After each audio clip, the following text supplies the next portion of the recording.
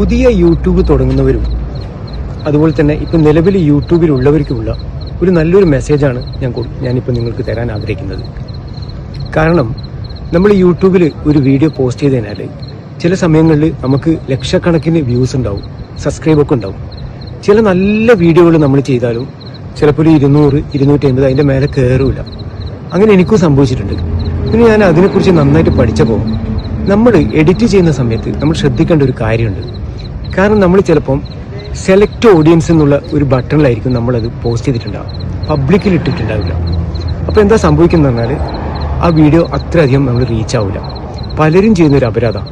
ഇനി അങ്ങനെ നിങ്ങൾ വീഡിയോ പോസ്റ്റ് ചെയ്ത് റീച്ച് ആകാത്ത വീഡിയോകൾ ഉണ്ടെങ്കിൽ നിങ്ങൾ നേരെ എഡിറ്റ് ഓപ്ഷനിൽ പോയിട്ട് അവിടുന്ന് നിങ്ങൾ നോക്കിക്കഴിഞ്ഞാൽ നിങ്ങൾ വീഡിയോ സെലക്ട് ഓഡിയൻസിലാണെങ്കിൽ അത് നേരെ മാറ്റിയിട്ട് നിങ്ങൾ പബ്ലിക്കിലേക്ക് കൊടുത്തു കഴിഞ്ഞാൽ നിങ്ങൾ വീഡിയോ ഒന്നുകൂടി റീച്ച് ആവും.